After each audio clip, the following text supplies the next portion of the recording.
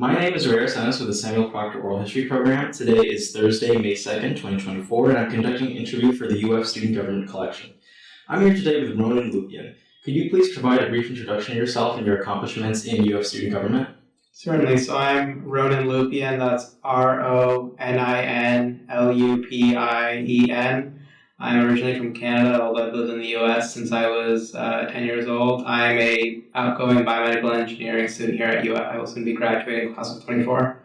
In terms of my involvement with student government, I have been a staffer twice for Accent, although in both of those positions I didn't really do much. I was the parliamentarian of the Student Senate for about one semester, and I was an independent reporter who covered student government through the Instagram account Understand UFSG for about a year, my junior year. Yes. And were you also involved in writing for the Alligator? Yes, I've also written articles for the Alligator. In my senior year, I've written on several topics, although 3 of my columns have been on student government. In particular, issues of financial transparency, the egregiously unjust Supreme Court and judicial system, and then my very final column for the Alligator, which was a general critique of the very corrupt practices that I've seen in student government. All right. So can you describe a little bit about your upbringing and what brought you to UF and how you became interested in UF student government? Certainly. So in a lot of high school, I was an IB student, and quite a bit of what I did was stuff in civics and in the social studies, even though I'm a biomedical engineering student and I've been one all 4 years at UF.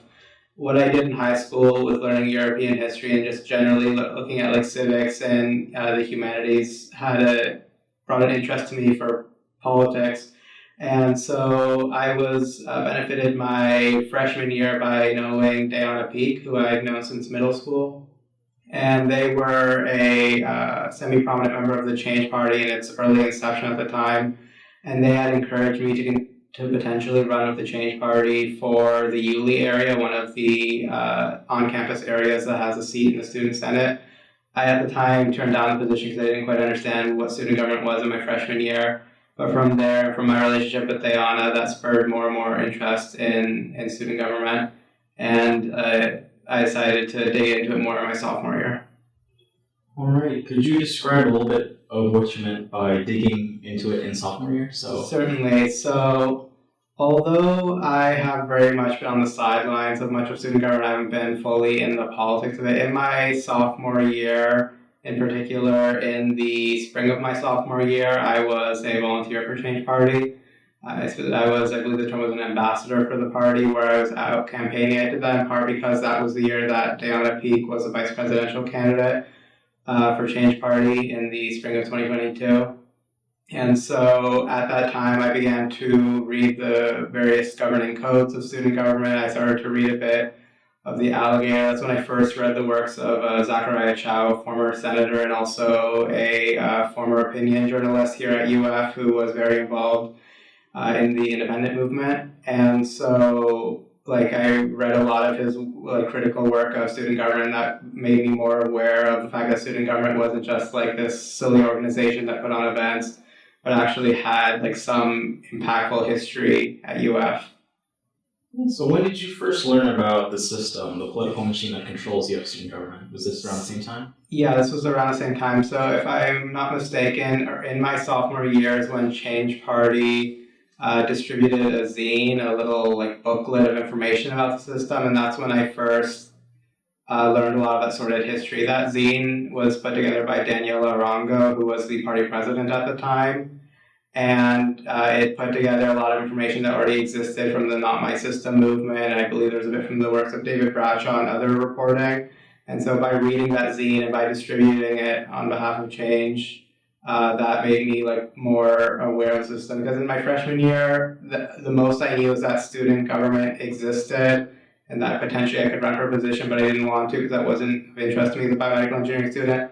And then in my sophomore year, reading that zine and having conversations with Diana and others, because this was very early on in Change Party's history, was when I discovered that the system was a thing. And so I guess I'll touch a bit more on the period after that. In my junior year is when I ran the Understand UFSG Instagram account, because I was only a volunteer for Change Party that one semester, I also got to be friends with Anna Huber, who was an engineering senator, is now a graduate senator, and Grace Shoemaker, who was a big proponent of 24/7 libraries. But then going into my junior year, I wanted to independently keep track of student government because of the prior interest I noted in civics and trying to make students better understand, because as an engineering student, a lot of people in my college are very apathetic about student government for good reason. Student government tends not to do much that benefits most students. And so I wanted to, in my junior year, better explain to students what was going on, especially my peers. All right. Could you talk a little bit more about this Understand UFSG Instagram account? So what types of things did you post? What were interactions with other people? Was it generally positive? Yeah, so although the entire time that I ran it, I was well aware of the system. I didn't really mention them because I didn't think that it would be productive. A takeaway that I had gotten from the Not My System movement back in 2016 with Sabrina Phillips was that students were aware of the system, but they felt a bit demotivated by it, because I don't recall there being a huge indie victory as a result of it back then. And so while I was aware of the system, I felt that it was better to just inform students in general about what was happening. So with Understanding UFSG, it was a combination of a lot of things. It was just general explainers, I put out graphics on the Instagram explaining the various parts of student government and what they did, the three branches, or at least what they're supposed to do on paper. There's a distinction to be made there. And I would occasionally report on things that happened, because I felt a part of the purpose of what I was doing was to supplement what the Alligator did, because most of what the Alligator reports on is just Senate meetings and the elections. They don't really report on a lot of the little minutia that happens in between. So one of the things that I had reported on was the, at the time, System Party, Gator Party. They had, through Noah Feinberg, one of the affiliates of them, had commented very disparaging things under one of Change's campaign posts about protesting. And although I've never been part of any large student movement at UF, I have, to actually step back a moment, in my freshman year, I was part of a very loose coalition of students that were opposing a bill called SB 86, and at that time, the way that I provided support was through messaging on Instagram with the Instagram account Stand for Bright Futures. And so that ability to explain things carried forward and to understand UFSG, where I was trying to explain student government. So going back now to what happened with Noah Feinberg, there at the time, that was around when Ben Sass was slowly moving up to be made the new university president. And I was reporting on some of the protests that happened, and under the comments, Noah Feinberg commented some snide things about how he thought the protesting was performative, and so I covered it. And that was probably the first confrontational sort of reporting, because during that time I went up to Noah Feinberg and asked him for a quote, and I think his comment was no comment, and so that's what I put in the post. And then also Daniel Bedell, who was, at least to the public, the president of the party. I believe the actual block leader who was helping organize it was Thomas Wildermuth. But I also got a quote from him, and that was one of the first times where, rather than just looking through the codes and putting together an explanation, I actually tried to explain more of the politics. Another place where I kind of broke from just that was still neutral reporting, I got both sides, but another time where I sort of broke from plain just explaining was when I put out a graphic explaining in detail how much Gator Party dominated every possible position, especially in the Senate, because that was an area of my focus at the time.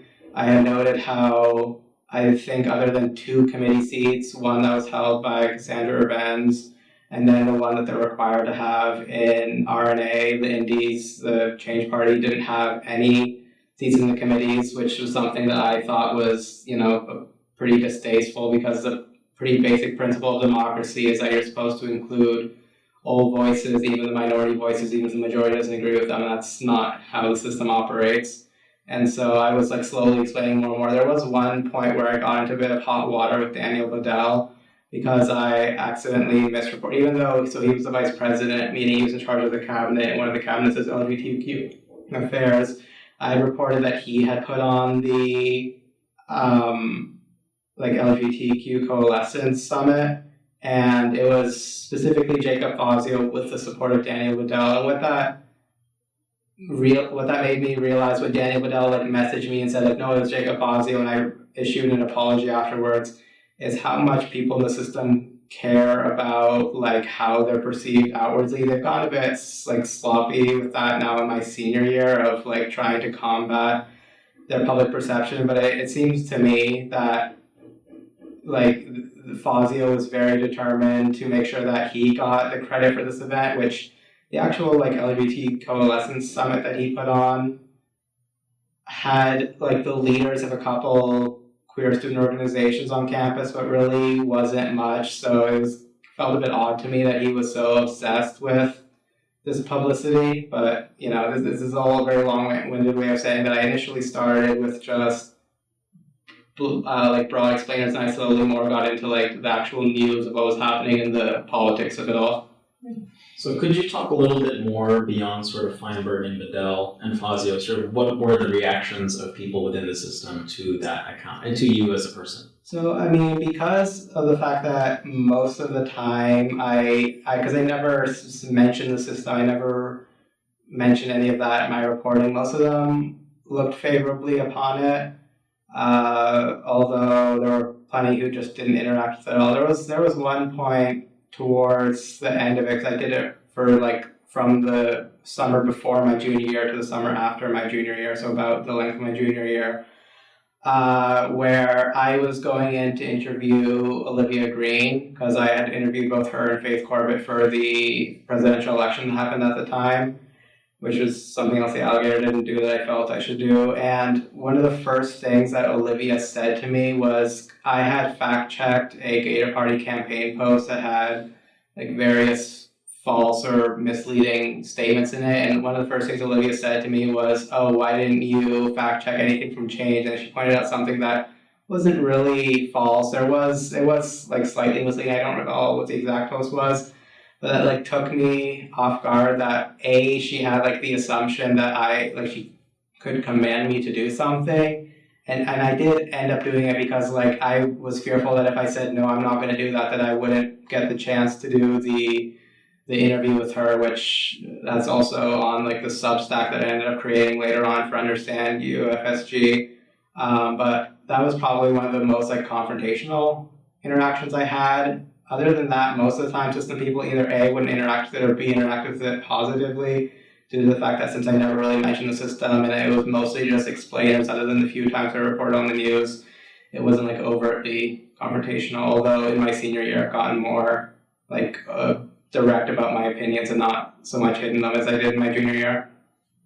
Yeah, so moving on, well, around I believe it was your junior year, Change Party eventually secured a majority of the seats, and I think you were appointed parliamentarian. Could you talk a little bit about why you think Change Party, the independent party at the time, was able to succeed, and what your time in parliamentarian was like? Yeah, so I served as parliamentarian from August of the semester fall 2020, so August 2023 through November. Although I had considered stopping Understand UFSG and taking on the position over the summer, I elected to do it in fall. That way I could complete 1 full year of reporting on Understand UFSG. But yeah, that's a position that I held thanks to Oscar Santiago Perez. Although I didn't just get it automatically, I did have to.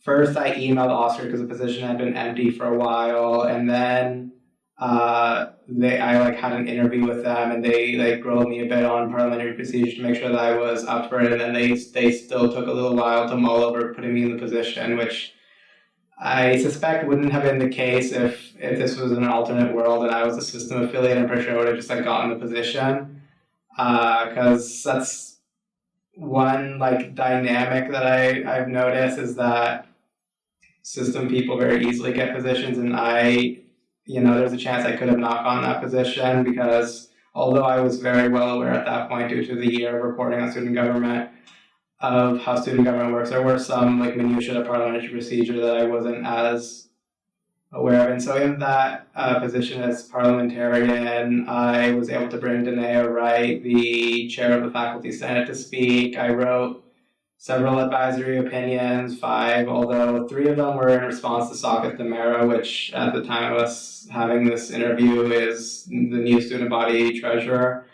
Mostly it was him like trying to find ways to, through my advisory opinions, like snuff the little bit of power that Change Party had, because that's something I saw pretty consistently in the time that Change Party had power, whether it be the several weeks at the end of the previous spring in my junior year that there was like quorum busting and filibustering to stop Change from like assuming their rightful majority. There was like a lot of hostility from the system. It wasn't overt, but there was like a lot of hostility to them. In terms of the like conditions that led to the change winning, I think it was just like a combination of how unpopular Gator had been over several years. I mean, another controversy, there were several controversies. There was the one with them bringing Josh Richards, who obviously had video of him flashing his fans, and there were several other controversies from like their beginning. Plus, there was the memory of like students who were in their later years of life who knew what the system was, and so I think that like combination of factors led to Change's success in winning a majority. I mean, if they had retained both the seats that they had won in fall and then that spring, I think they would have had 55 seats. But a bit of a problem that the Indies have is because they don't, keep their people there by force. If someone wants to leave, they might try to convince them to stay, but they don't force them to stay in the same way that the system seems to. They were in a tough position to really use the majority that they won and earned by seemingly having like the trust of students, because at least in like the history that I've looked at UF, there have been times where like independent parties, indie parties have won many seats, but I don't really know of a time, at least in recent history, where they won 2 elections back to back by relatively healthy margins. And so those are some of the factors that affected. There's a lot of aspects of the system that I don't know if like that was a moment of internal weakness for them in my junior year when they lost those 2 elections. I don't know if there was something happening within them that made them so weak, because there have been many elections like that they, even if the Indies were doing fairly well, they like thoroughly crushed them. So I'm not sure what was happening inside them, but I would suspect that they were also suffering from some like internal problems that made them weaker overall. So, going back a bit, could we talk about your time as an accent staffer and what that was like, and how did that influence sort of your trajectory going forward within student government? Yeah, so I was an accent staffer 2 different summers. In both times, I was like a director of media relations one time, I think that was the title, and then I was an assistant director the other time. Both of those titles didn't really mean anything. But the second time is when we were supposed to have Josh Richards, and I think the comments are still on there, although I may have gotten rid of them. I was supposed to comment very fawningly, because like the instructions we got in the internal group chat on GroupMe from the accent chairperson was that we were all supposed, like I had no idea who Josh Richards was. I since have come to learn who he is, but we were supposed to like comment fawningly and put on our stories, how much we love Josh Richards, which that's something you'll see under a lot of student government posts, are all these people that if you then click on their bio, they have some position in student government, or they're in a fraternity or sorority that's like affiliated or has a legacy position within that agency or within that cabinet. And so that's what I was supposed to do, but I honestly felt very uncomfortable with having to after, because it doesn't take like a very deep Google search of Josh Richards to realize what he had done. And so I suspect much to the chagrin of the accent chair at the time. Later on, when because Josh Richards was canceled that summer due to, allegedly it was due to a death threat, but I feel there probably were other factors that led to his thing. When he was brought back in the fall afterwards, I was approached by an alligator reporter to give a quote about it, and I think I described my opinions at the time of him as being like ambivalent. But before I gave that quote about Josh Richards and what I felt as an accent staffer who was a staffer at the time when he was first supposed to come, was I was constantly told by the chair, because I had texted the chair of the agency like, oh, I'm going to give like comments on this because the alligator has asked me to. And he was like, he was making very clear to me like, oh, make sure you tell them you have no affiliation with accent, your views do not represent the views of student government, and that your views do not represent the views of accent. Like he was trying to bullet that into me, but I'm sure he would have preferred that I didn't speak at all, because he also gave a comment for that article, but I chose to anyways. Like he never explicitly told me not to, but it was kind of implied that with how much he was telling me to make sure that I was making clear that I wasn't affiliated with Accent at the time.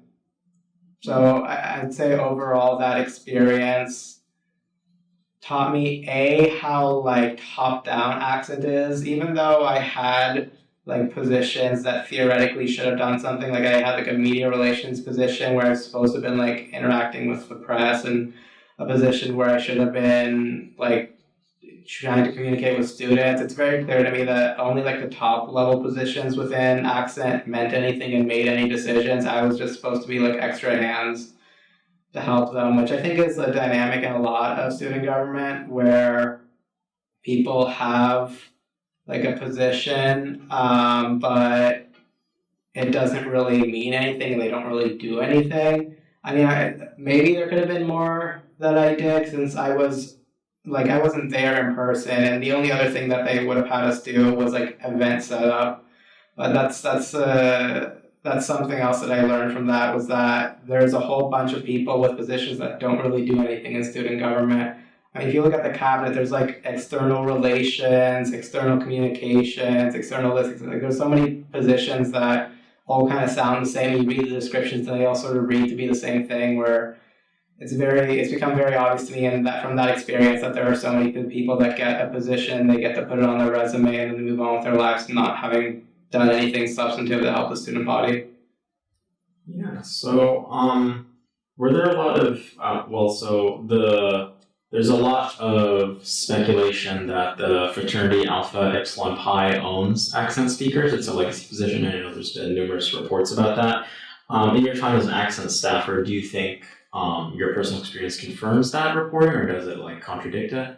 I would say so. I mean, all of the like upper level positions who actually had some, like the chief of staff and a number of the vice chairs, and obviously the head of the agency, as far as I recall, most of them were members of Alpha Epsilon Pi. I mean, to step back from past the time that I've been in it, the most recent like leadership of the agency, shortly now in like spring of 24, was Sean Harkins as chief of staff, who was Alpha Epsilon Pi.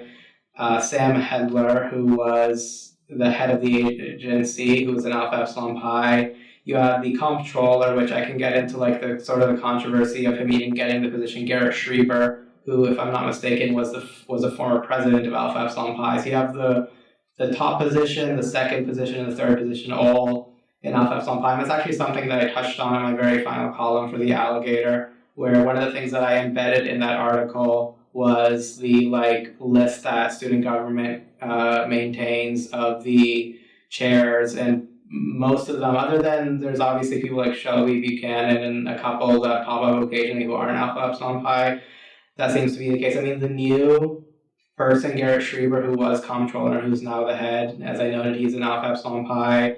All the chairs who I've had, like all the two people that I was under, both of them were an Alpha Epsilon Pi, so that definitely seems to be the case, as it seems the way that, and tends to be the case with a lot of things in student government, is that the lower, like, grunt positions will be filled by a couple Alpha Epsilon Pi brothers, and then those people will be selectively made like the vice chairs, and then slowly, like over time in their senior year or like later in their time at UF, those AE Pi brothers will then become like because comptroller is a newer position, will become like a second in command, and then by their senior year they'll have been the head of it. Like I I mean, there were plenty of people who, like, I'm not an UFSG Pi, and I was a staffer for them, but I had a position that didn't mean anything. And most of, like, the lower level grunts weren't, but sprinkled within AEPi were definitely a lot, or sprinkled within Accent were a lot of people from AEPi. Alright.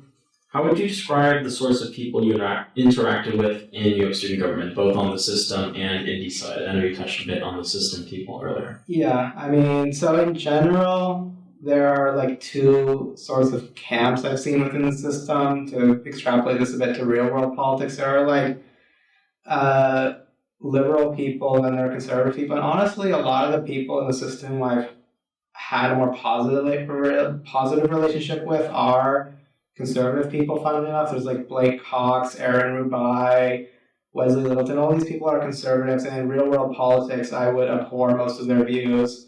But it's kind of odd that a lot of the people who I've had the most like oppositional relationships with, whether it be Olivia Green, whether it be a lot of people who are currently in Senate or formerly were in Senate, are like the liberal people who in real world politics I would be more likely to align myself with. I mean, if you look at the history of the system, there are plenty of like notable Democratic people in Florida politics, whether you have Nikki Fried or you go back to like the governors who were Democrats, which I think is a bit interesting, that those people are the ones I have a worse opinion of based on the things they did. I mean, to get into Olivia Green in particular, since she was student body president, she, at least according to her LinkedIn, served as a member of staff for Stacey Abrams, the gubernatorial candidate over in Georgia, which, if anyone knows anything about Stacey Abrams, a big thing she did was trying to encourage people to vote, which I find that odd to contrast that with the fact that Olivia Green was one of the people to submit the case that led to the gerrymandered maps, because one of the powers of the student body president are to submit cases in opposition to having 20 signatures to submit a case. There's an interesting contrast there where it doesn't seem like she learned like the very basic importance of like, minority communities should be able to select someone who represents their values, who's close to their values. That's clearly not something that stuck with Olivia, considering the fact her part in the gerrymandering case. There's other people like Maya Adicula, who is also like a liberal. I had a conversation with her very recently where she was talking about how she didn't really like the state of Florida, and I find that interesting when there's system people like that who say they don't really like the state of Florida. And then you look at like their vote record and the sort of things they do in Senate, and they're pretty consistently just kind of going along with what the administration wants, and therefore usually going along with what the state of Florida wants. So there's like a sort of contrast there between what these people's espoused values are and then like what they're actually doing, which is not a great sign. I think there's a quote from Charles Grafstein where he like describes FBK, which is an aspect of the system, as a followership honorary rather than a leadership honorary, and that's definitely like a sort of dynamic I've seen where these people will espouse one view and then they'll do something contrary to that otherwise. I mean, there's plenty of, while there are people like Wesley Littleton and Blake Cox who are like, conservatives and prominent within the system, they're most, like a lot of their members are like at least liberally minded people. I don't think many of them are leftists, but they are at least like liberals. And so it's interesting to see that. Then on the change side, they are like pretty firmly mostly like left-wing or progressive people. And while I've had some like interpersonal conflicts with people in change, I would definitely say that in general, they are definitely have like a stronger moral compass, and like the things that they espouse in real world politics tend to connect with how they actually do stuff in student government, which should be. If like student government is oftentimes seen as like a form of training for real world politics, then what you espouse and what you do in like college politics should line up with what you do in real world politics. And I do find that indies in general, while they have flaws and while there can be infighting at times, they tend to both espouse like what I see as morally outrageous views and uphold them, where there'll be people in the system who will sometimes espouse morally outrageous views but very rarely uphold them. So can you talk a little bit about how you transitioned from parliamentarian to an an opinion writer for the Alligator. So Yeah. what was that like, and do you think the Alligator itself is a neutral institution when it comes to U.S. student government, reflecting on that?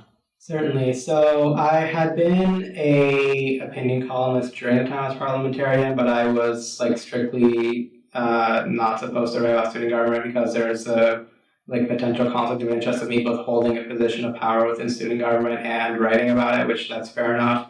And so, although I was like proud of some of the things I did as parliamentarian, whether it be the work I tried to do in standardization, bringing the chair, I will grant that Oscar was very adept at their job, and so there wasn't a lot of like traditional roles of parliamentarian in advising on parliamentary procedure.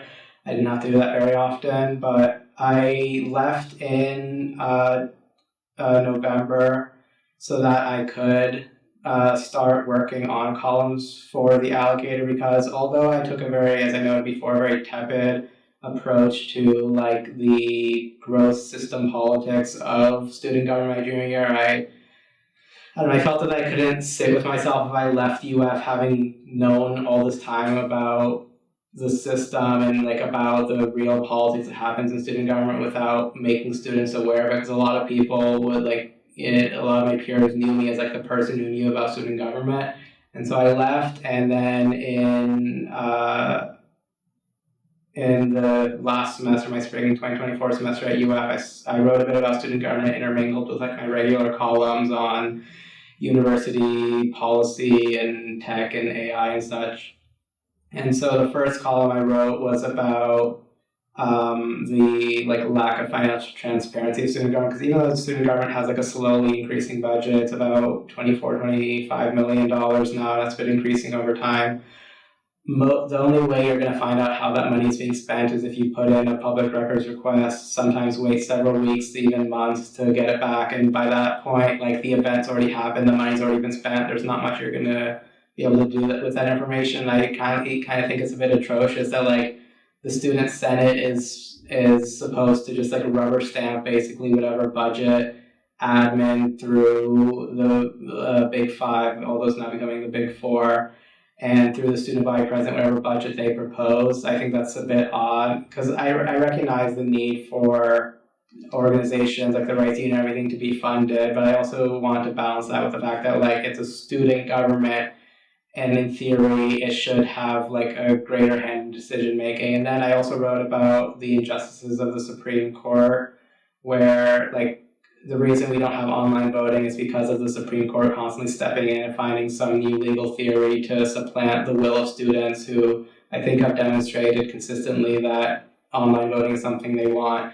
Or some of the more recent draconian rules of the court that were adopted under Brittany Diaz that made it that a case could be dismissed with prejudice, meaning it couldn't be brought again via email.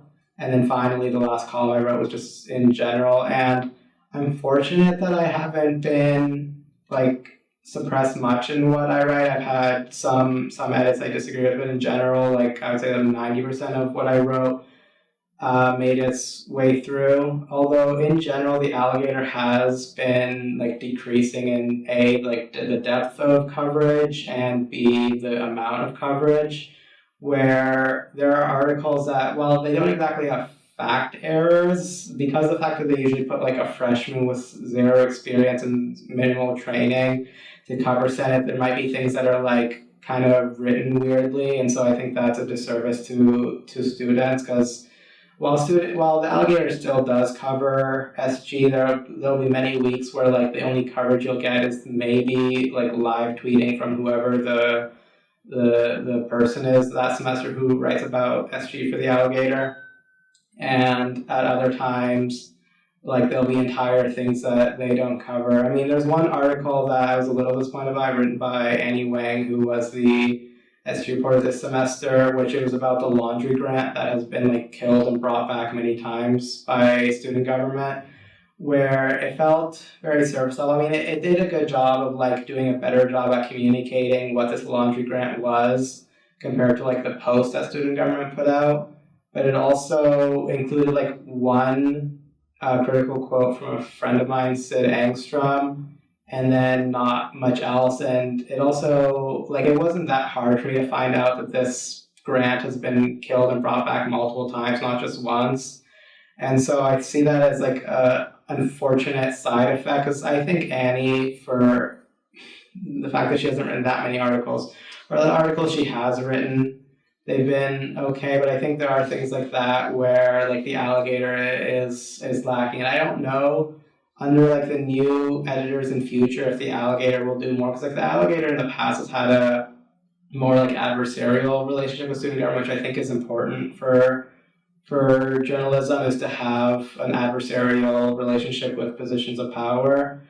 And like in the past, they have a lot of like things that I've quoted in my opinion articles were past alligator reporting about the system, but that's not really a thing that happens anymore, despite the fact that the system is still kicking around now in their name of Vision Party.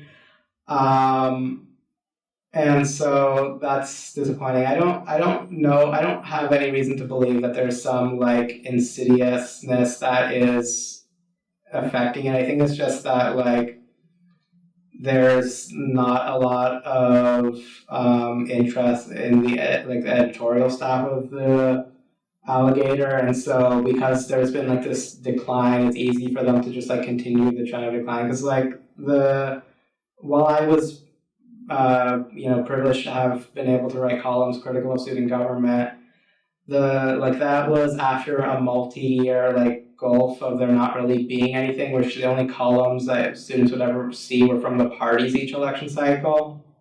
And then before me, it wasn't until since the 2019-2020 when Zach Ryan Chow wrote about it.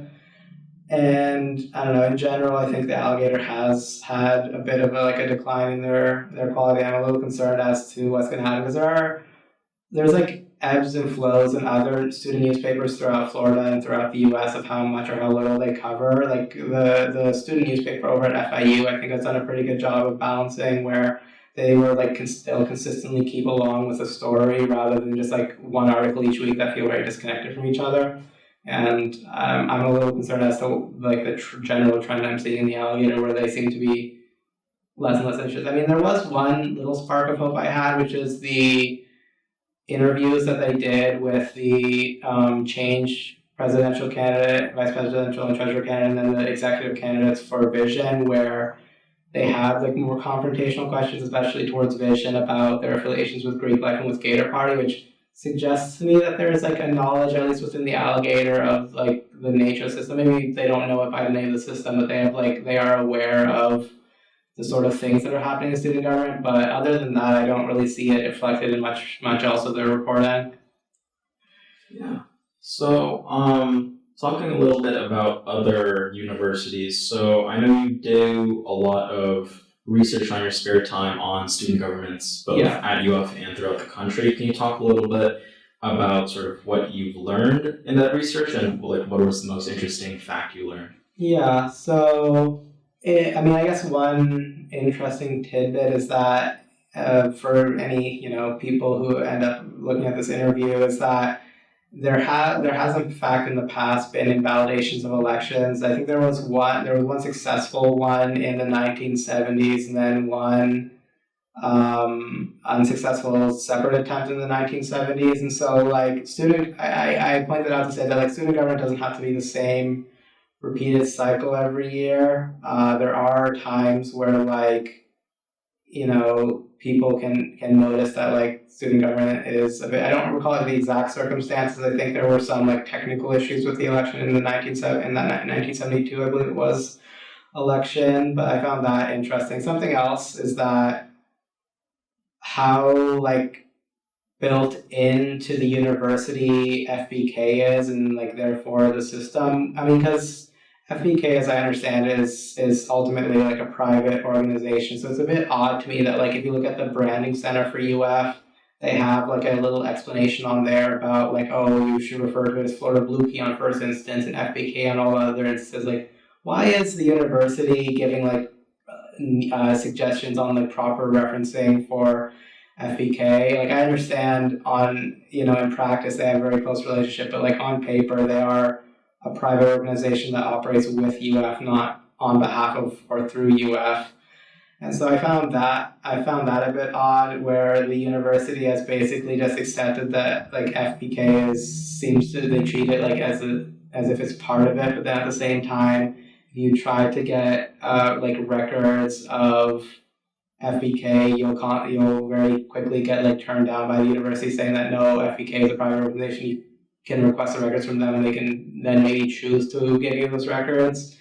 So that's something I found very odd. And like if you look through old copies of the Alligator on the digital collections, you constantly see the like mentions of Florida Blue Key all throughout like the history of student government. You realize just how like prevalent they are and how long they've existed. I mean, this is something I'm not the first to discover, but it is something, if you like look at all the articles and like the past Alligator reporting, and even some reporting from like the Gainesville Sun, of just how like long lasting they are and how the university seems aware of it. I mean, there's an article from UFF, the UF Foundation, talking about Florida Blue Key and like giving actually a pretty good summary of the history of it. And it's a bit odd that like the university would put that out to like their alumni and to people that they want to donate to them with seemingly no shame. That seems odd to me. I mean, the system fundamentally is anti-meritocratic. It is like anti-democratic. It's not undemocratic. It's anti-democratic. It's like opposed to the idea of like liberal democracy. And so it's so odd to me that like the university is so comfortable with that. I mean, I think it comes in part, that realization from looking at the history of UF, is that it's much easier for the university to work with and through the system. I mean, Chrysler Hall's named after a former president of UF, was a president of FBK. I believe Richard Cole, or if not him, one of the other trustees on the current board of trustees, is an alumni of FBK. So I think it's in part that like current FBK affiliates or people who soon hope to be tapped into FBK benefit, but like the university benefits from not really pushing back against what they do, by them like maintaining the status quo, and in turn they get the benefit of like, ooh, I served in this position, I served in this university committee, so on and so forth, and they get to add that to the resume. And then like later on, even though the system seems to be dying, because like other than like Nikki Free, like most of the notable system alums nowadays are people from like at most the early 2000s. There's not that many from like very recent history. I mean, if you look at Noah Feinberg, who rose fairly prominently in the system, he didn't get into the Hall of Fame, which is, as far as I'm aware, through James Tiger, which I can get into him, is like it's controlled by the system in some sense, and he didn't get into that. He didn't even get into like UF law, which seems to be an end goal for some people in the system. He goes to, I think, FIU law. So it seems to be waning, but like with it still has, you know, vestiges of power, and with their first gerrymandering the election, then winning pretty easily in fall, and then with them, even though the Indies did win 21 seats, them still winning quite a few seats in this most recent election. I found it kind of sad and kind of scary through like the history that I've looked at, how much A, the university is aware of, and B, don't seem to do anything. And there are a couple moments, like there's mentions through the Alligator of the O'Connell Commission and it being created at least twice, I believe once in the 70s, seemingly in response to Dan Lobeck, and then again in the 90s, and also with like the work of Lombardi, the president of UF in the 90s. But even though there are like mentions in newspapers of like, oh, we have to reform this Florida Blue Key, and oh, we have to make sure that's better, it still seems to be continuing its same practices today. And I find that a bit disturbing that the university is not doing anything. And yeah, I don't know. Like, I hope, as someone who's now entering into the alumni community, that I'll like one day read an article which is like, oh, Florida Blue Key shut down, because I think that would be to the general benefit of the university, to like the university community. But I don't think that's something admin has any interest in doing. Yeah, could you talk a little bit about James Tiger as well as the other sort of members of student government advising? I know you wrote a bit in your column about some of the problematic aspects. Certainly. So James Tiger, who has been a staff advisor for student government for quite a while, although he's now moved, as of like our conversation, he has moved up to being the interim assistant vice president of student life, and in the past he was an SG advisor. He's slowly climbed up student life's ranks. He was very infamously heard on the 2010 Unite tapes. He's the first voice that's heard. In those same tapes, there is people from the Unite Party, which was the system party back in 2010, like praising one sorority for starving their pledges until they voted, and there's like a lot of other, what I see as like morally reprehensible things being praised and being encouraged. And so, I don't know, James Tiger is a very interesting person because he seems to be very well regarded. Like, I don't think, at least in the rest of the time that he's at UF, he's really going to receive any punishment because he's very well regarded. I've seen him through the University Multicultural Mentorship Program, which I've been an ambassador for since my sophomore year. I've seen through that and through like other student life things that I've been involved in that he's very well regarded within like the division of student life. And so I don't think like the university, because of how charismatic he is, he's very, like, I don't think he's ever going to be like booted from his position. Beyond that, he also seems to be fairly well regarded in like the larger student life community, like NASPA and the various associations for people who work in student affairs and student life throughout the US, where he's given various speeches, funnily enough, on the First Amendment and on being an empathetic leader, which I don't think is something he promotes like very much within the sort of like policies and approaches that the system undergoes. And so, I mean, I can't say I have like any direct proof of the sort of these things. I have heard quite a bit through the grapevine of like people who have had an experience with him, how quite often like there will be an email chain, like indies will be trying to do something and then suddenly he'll enter the email chain and he'll like shut down their idea,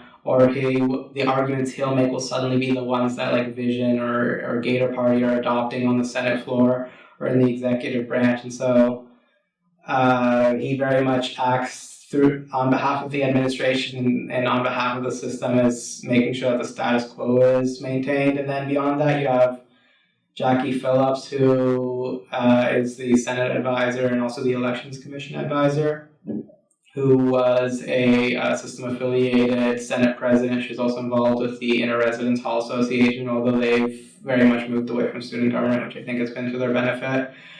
There's Jerome Scott II, who wasn't a student here, but very much seems to have fallen into like maintaining the status quo. There's one email that I discussed in my final column that he sent to IOC, which is Islam on Campus, BSA, Bangladeshi Student Association, ISA, the Indian Student Association, and PSA, the Pakistani Student Association, where he describes like several bills that Change had tried to push forward to increase funding for some of their cultural events is like not a viable path forward. And he like very paternalistically gives them information on the like treasurer and the budget chair of like, oh, if you have information on how the budget works, you can ask them, even though like these are student organizations that have existed for a long time. And I think that his email kind of represents a very paternalistic view that admin has towards like a lot of student organizations. And like beyond that, something that's very recently happened that I unfortunately wasn't able to stop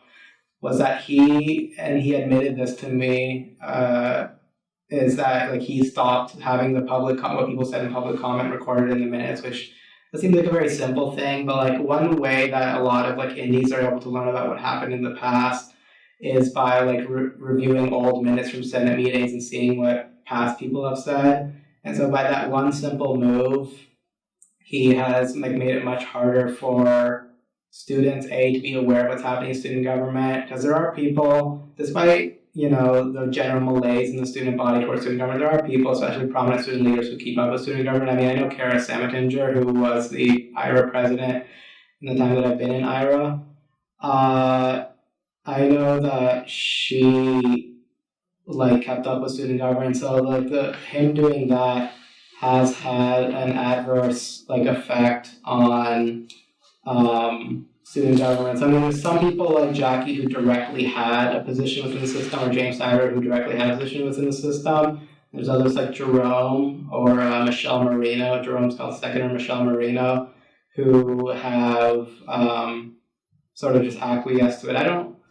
I can't speak to how much they know about the system, but I think they at least know that like, oh, certain students they can work with to like make sure that the status quo is maintained, which the status quo for student government is basically putting on several poorly attended events, putting on a couple acts and speakers, and like that's about it. Maybe occasionally like student government will introduce a new agency or a new event, but a lot of what student government does is very vapid, which also, just to touch on the question before, something else I think of as like student government has in the past been more powerful, and I'm caught at like a conflict here because with how corrupt student government is with the system and everything, I don't want them to be powerful because I don't want them to have like a power to be able to affect students' lives. But at the same time, it's kind of a joke to think that it's a student government when they don't really do anything other than putting on events. I mean, I describe them as the party planning committee for the Division of Student Life in my final column, and I think that that's very true. That's the sort of role that admin through SGAO wants them to have, is to just put on like events to like satiate students and not really do anything that helps them. I mean, because in my time I've seen Grace Shoemaker spent so much time trying to get a 24/7 library, and Olivia Green, and Laura Masters and Olivia Green did like have that, although I'm being told now that there's discussions that it may not even be 24/7 next fall, which so I guess we're just like sliding back. There were attempts to have a like graduate rent relief that was killed through admin, basically because admin didn't want to do the work. So I'm told by people who tried to do that, that more or less it was told that it was not viable because it would put more work on admin to try to do that, even though that's something that's been done in the past under Trevor Pope. And so very much I see with James Tiger, with Jackie Phillips, with Jerome Scott II, with Michelle Marino, is that their job, with two of those people having been former system affiliates, is to just make sure that through whatever the system party says at the time, make sure that student government doesn't do much. All right, and then could you talk a little bit about student governments throughout the United States? I know you do a little bit of like research and fact finding about those. Yeah, so I've looked a bit at student governments all throughout the US. A big portion of what I've looked at are comparing us to other student governments in like the Southeast. And so I would say UCF and U College of Florida probably have like the better student government in Florida. I mean, no student government in Florida is that great because pretty universally they don't have much power and can't really do anything. But like UCF doesn't have political parties in their student government, at least from what I can see from the outside. Maybe if I went there I'd have a different opinion. They seem to be pretty competent. They put on like events that seem to be fairly well attended.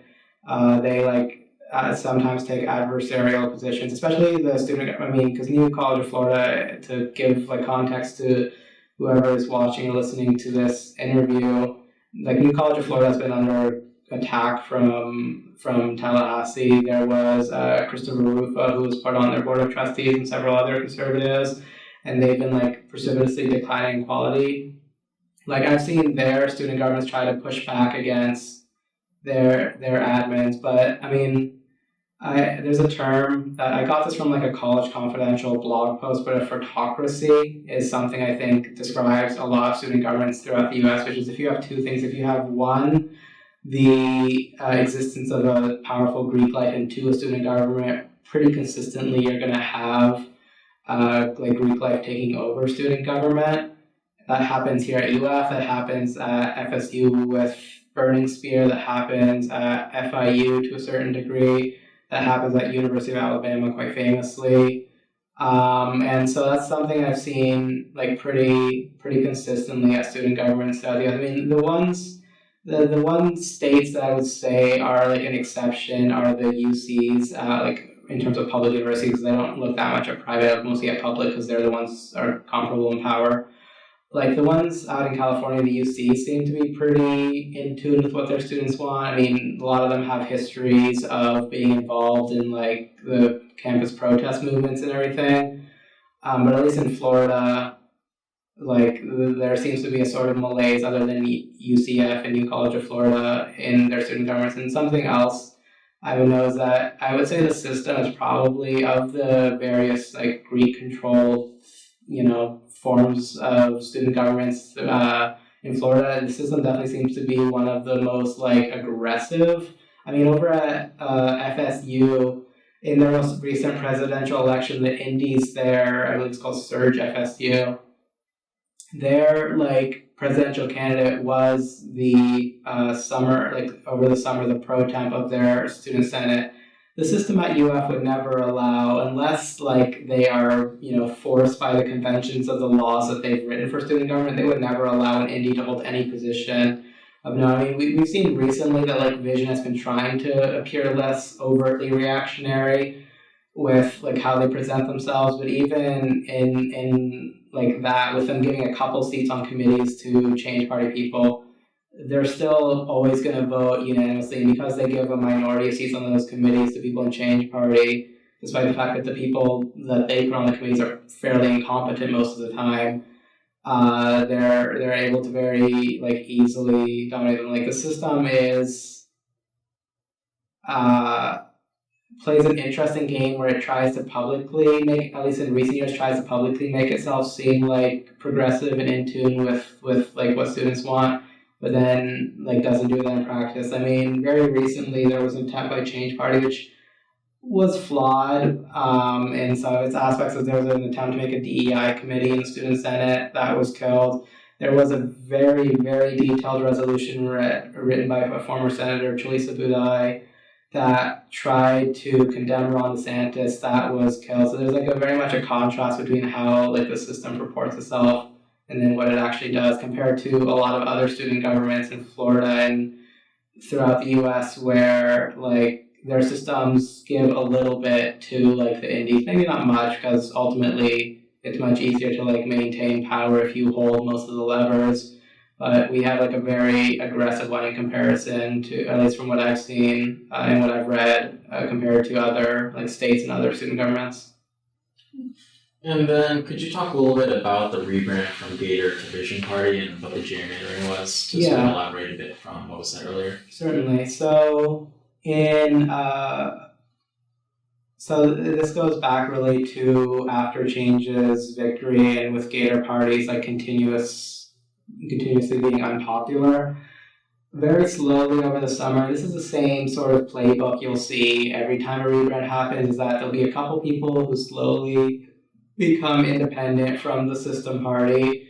There'll be some big announcement in Senate of, some new party forming, and then that will be the new system party. That same thing has happened if you look, at old Alligator articles and old like reporting. The same thing has happened with most of like the recent system rebrands, is that there'll be a couple people who change independent. They'll be able to pull like a couple indies. They'll be able to pull like a couple like prominent campus leaders into their thing, say that they're a coalition.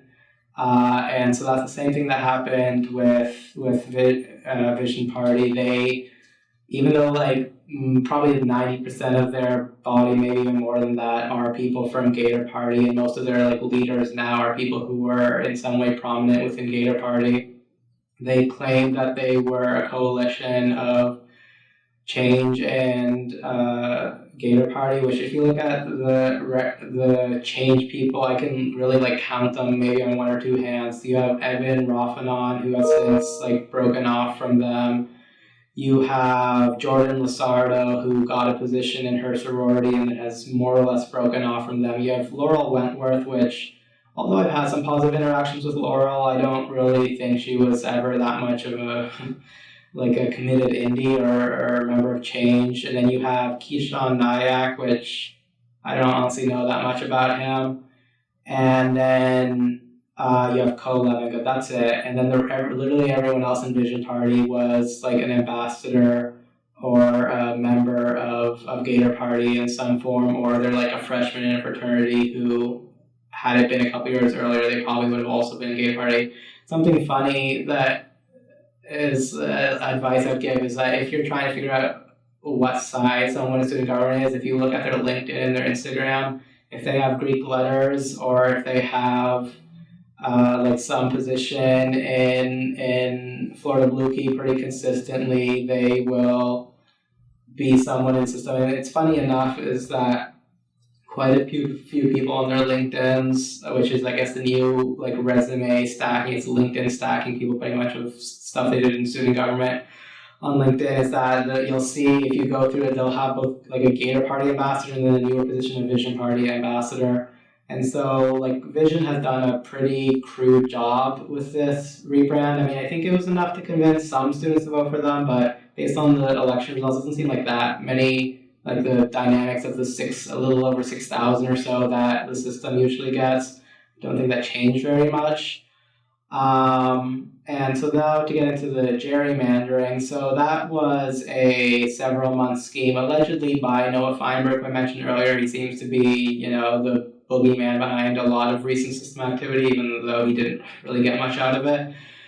So what had happened was that there was a case attempted, which some of the people on that case are also people like in the system now, like there's Ellie Stokes, who was one of the petitioners on the case back in late spring, I believe it was. There was a case tried that would have, the Supreme Court knocked it down, the UF Supreme Court, but it would have given 25 seats to District A, which is based on its location with a lot of wealthier sorority houses and a lot of expensive apartments. It's a historically very prominent system district that goes to them.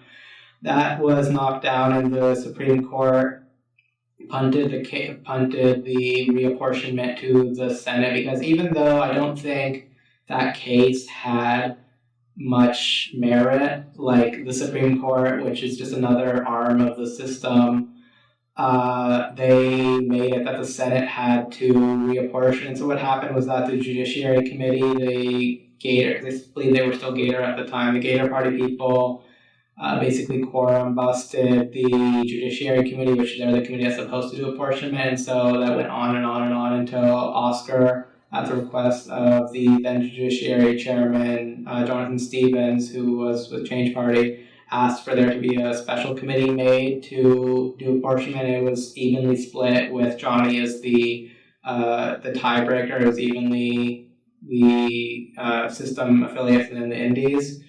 And that committee ended up drafting a map, but very late in that committee's existence, some of the system people, and I believe it was Lily Clark and Matt Reich, contended that, we can't be certain that this data, this seems like complete horseshit, because the data came from the registrar, and the registrar's whole purpose, or one of the main purposes they have, is to maintain data on where students live.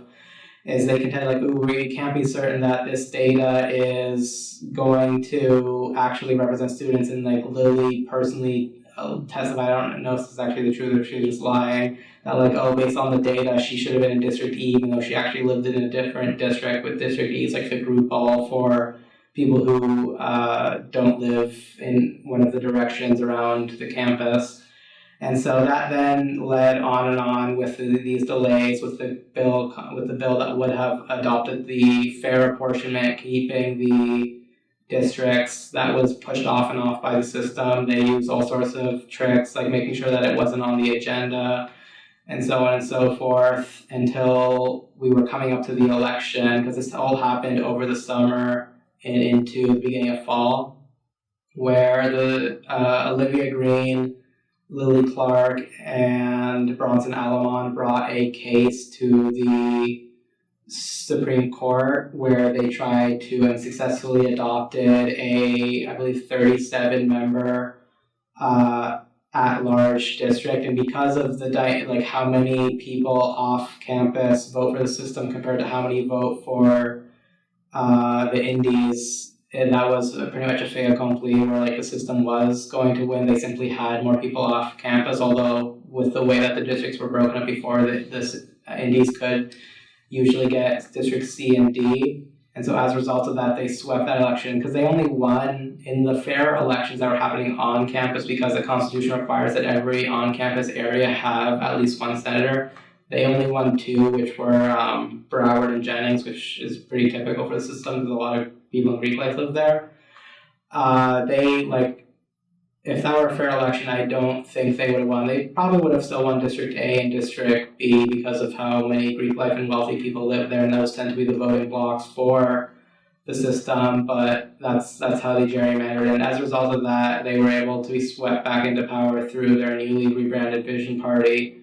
And then they, in the fair election of spring, even though the system did win pretty handily, they did, like the Indies still did win 29, which suggests to me that there is still like a resonant desire within the student body for change. It's just that change, I think, didn't do that great with like their marketing and messaging, so students didn't really feel the need to go out and vote, because there was only like 10,000, which is not great for a spring election.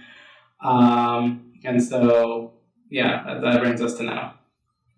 All right, so reflecting on your time in UF student government, what advice would you give to UF students today and into the future? Yeah, so there's one quote from Michael Brooks, who's a prominent left-wing speaker. He used to be with the Young Turks, has since passed away, which is be ruthless to systems, be kind to people. I think that's a important quote for like any indie, because truthfully, like other than maybe like high up people in the system, very few people in the system are ever going to care about anything but what their leaders tell them. Indies are more likely to care about this. Is make sure that you always remember like the human element. The place that indies will always succeed, in my view, is that they usually have the like morally uprighteous position, and that's usually the one that's like aligned with what regular students want, compared to the system, which will performatively say that they agree with what students want, but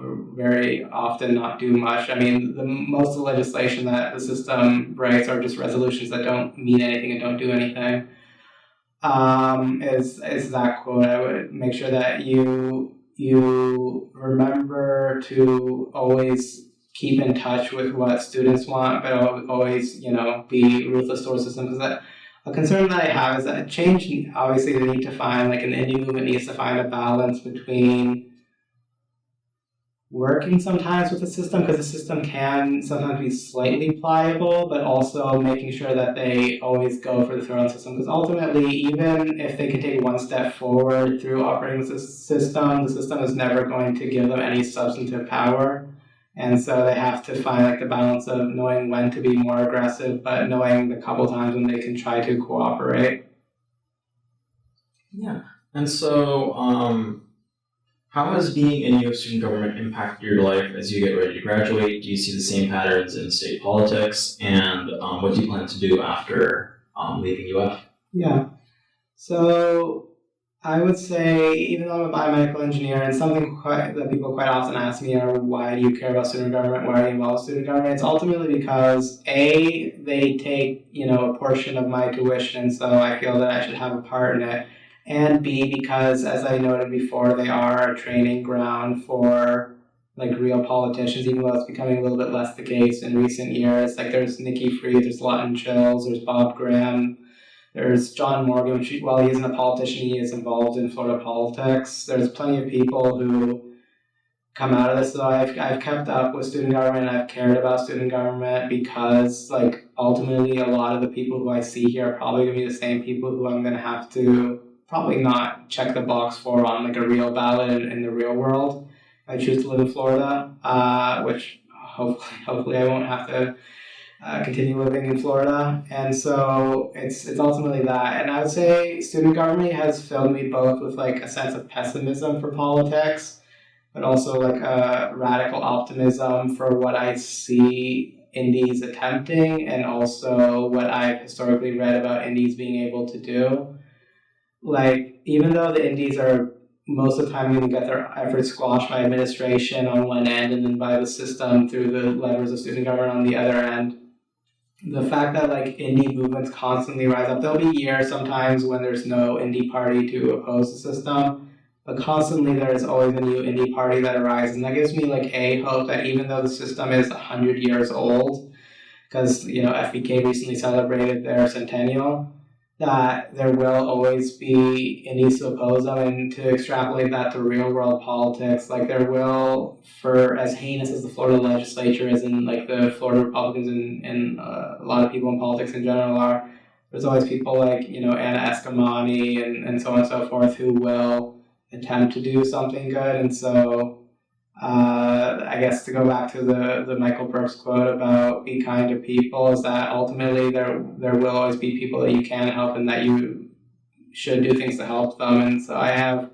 a hope that one day I will read that FEK is disbanded and that the system is dying. I don't suspect it will happen soon, but I think it will eventually happen. In terms of what I'm going to be doing after school, honestly, considering how much I've devoted to just like writing and documenting student government, I might go into like real world journalism, maybe melding my professional interest in biomedical engineering and my non-professional interest in politics and systems of power.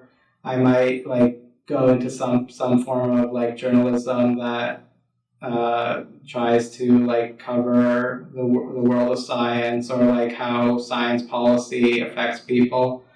But yeah. All right. Is there anything else we didn't cover in this interview that you'd like to talk about? I would just reiterate that there is always a possibility for good things to happen, even though I have in my writing and in this interview a bit, I have, dogged on student government. It does have the ability to do good things. Latently, it's just, it doesn't choose, or like the system chooses not to do so. And so I hope that people can realize and students can realize that they have the power to do things, because with like the current protests that are happening over the Israel-Hamas war, like there have been student governments who have petitioned for divestment of their universities. Like there have been student governments that have done things and have listened to the voices of their students, and the fact that that can happen elsewhere tells me that can happen here. Yeah. All right. Thank you so much for your time. Thank you.